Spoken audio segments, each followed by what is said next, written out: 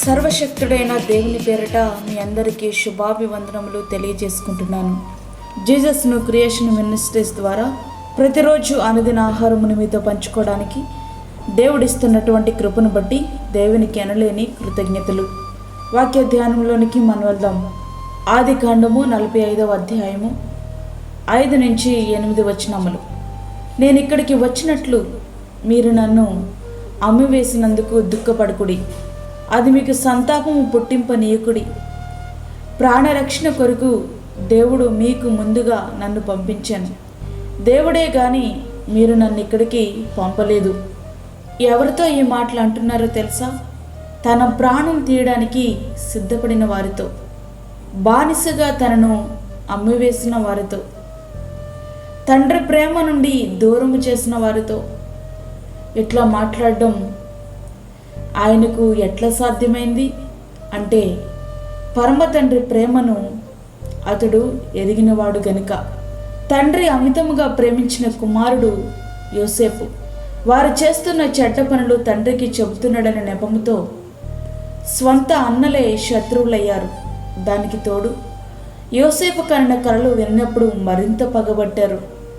అందుకు గాను యోసేపు ప్రాణము తీయడానికి సిద్ధపడ్డారు. తర్వాత నీరు లేని గుంటలో పడేశారు. చివరికి ఇష్మాయేలులకు అమ్మేశారు.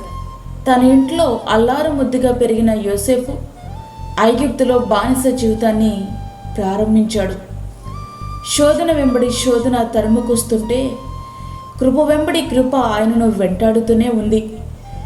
శోధనలో తన పరిశుద్ధతను కాపాడుకుంటూ, శ్రమలలో తన విశ్వాసాన్ని కాపాడుకుంటూ బానిసగా బ్రతకాల్సిన వాడు దేశ ప్రధాని అయ్యాడు. అన్నలు నివసిస్తున్న కానానులో కరువు అల్లాడుతుంది. ఐగుప్తులో అయితే సమృద్ధి అయిన ఆహారం. అంతేకాదు, ఐగుప్తు సింహాసనము తప్ప ఐగుప్తు దేశమంతా యోసేపు చేతిలో ఉంది. ధాన్యం కొనడానికి అన్నలు ఐగుప్తుకు వెళ్ళారు. యోసేపుకు సాగిలపడ్డారు. కానీ కలల కరిన వానికే సాగిలపడ్డామని, కలల నెరవేర్పు ప్రారంభమైందనే విషయం మాత్రం వారికి తెలియనే తెలియదు. యోసేపు అయితే అన్నలను గుర్తుపట్టాడు. వెంటనే ఆయనకు ఏమి గుర్తు రావాలి? తనలో గుంటలో పడవేసిన సన్నివేశం అంతా గుర్తుకు రావాలి. ప్రతీకారముతో రగిలిపోవాలి. కానీ ఇవేమీ యోసేపు జీవితంలో ఎక్కడా మనకి కనిపించట్లేదు. అన్నలను చూచిన వెంటనే దుఃఖం పొంగి వచ్చింది. లోపలికి పోయి కన్నీరు మున్నీరయ్యాడు. తనెవరో అన్నలకు కనపరచుమని ఆయన చెబుతున్న మాటలు మన ఆధ్యాత్మిక జీవితాలకు ఒక గొప్ప సవాలు. ప్రియులారా, నేటి దినాలలో అన్నదమ్ముల మధ్య ఇట్టి ప్రేమను ఊహించగలమా? అది సాధ్యము కానే కాదు. దానికి కారణం శత్రువును సహితం క్షమించమని, ప్రేమించమని, వారి కొరకు ప్రార్థించమని పలికిన ప్రభు యొక్క ప్రేమ మనలో నిలిచి లేదు. కాబట్టే దేవుని ప్రేమ, సహోదర ప్రేమకు స్థానంలో కక్షలు, కార్పణ్యాలు, అసూయ, ద్వేషాలు వచ్చి చేరాయి. ఇక మనలో దేవుని ప్రేమకు, సహోదర ప్రేమకు స్థానం ఎక్కడుంది? వీటికి మన కుటుంబాలలో, మన సంఘాలలో స్థానం ఉంటే మన కుటుంబమే, మన సంఘమే భూమి మీదున్న చిన్న పరలోకం అవుతుంది. ప్రియులారా, యోసేపు అంటున్న మాటలు ఏమై ఉన్నావంటే, దేవుడే దీనిని అనుమతించారు తప్ప మీరేమీ నాకు కీడు చేయలేదు.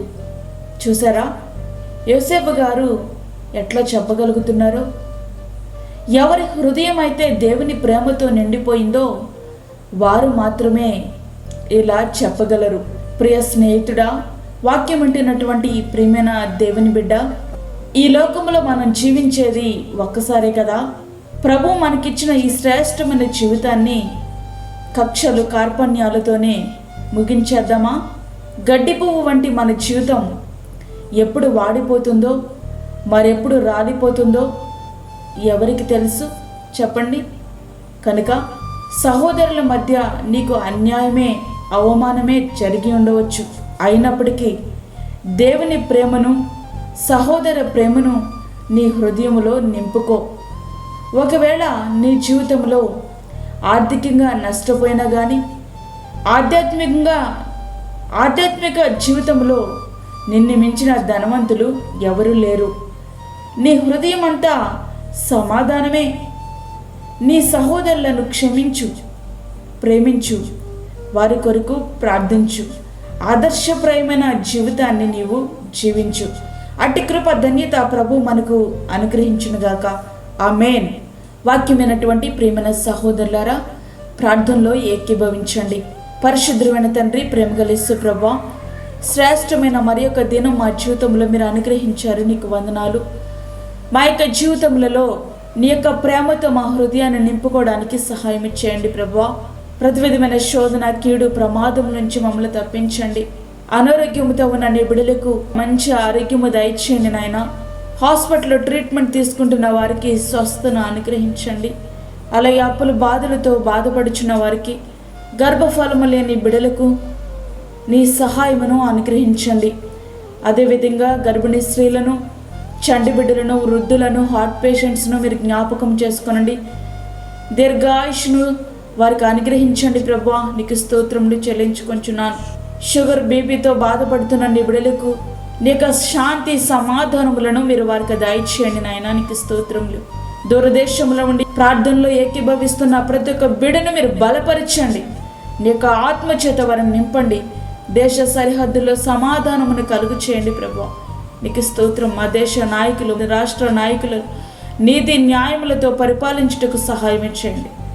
నీ సన్నిధిని ఎల్లప్పుడూ మాకు తోడుగా ఉంచి, మాకు కాదు యెహోవా, మాకు కాదు, సమస్త మహిమ ప్రభావములు మీకే ఆరోపించుకుంటూ యేసు పరిశుద్ధ నామం అడిగి వేడుకుంటున్నాము తండ్రి. ఆమేన్. ఈ యొక్క వర్తమానములు మీ బంధువులకు, మీ స్నేహితులకు షేర్ చేయండి. దేవుని పనిలో మీరు కూడా పాలుభాగస్తులు కండి. అదేవిధంగా మీ ప్రార్థన అవసరతలు మాకు తెలియచేయండి. మా ఫోన్ నెంబర్ 9177775559. దేవుడు మిమ్మును, మీ కుటుంబమును దీవించునుగాక. ఆమేన్. దేవుని సేవలో మీ సహోదరి Annamani Solomon. Praise the lord.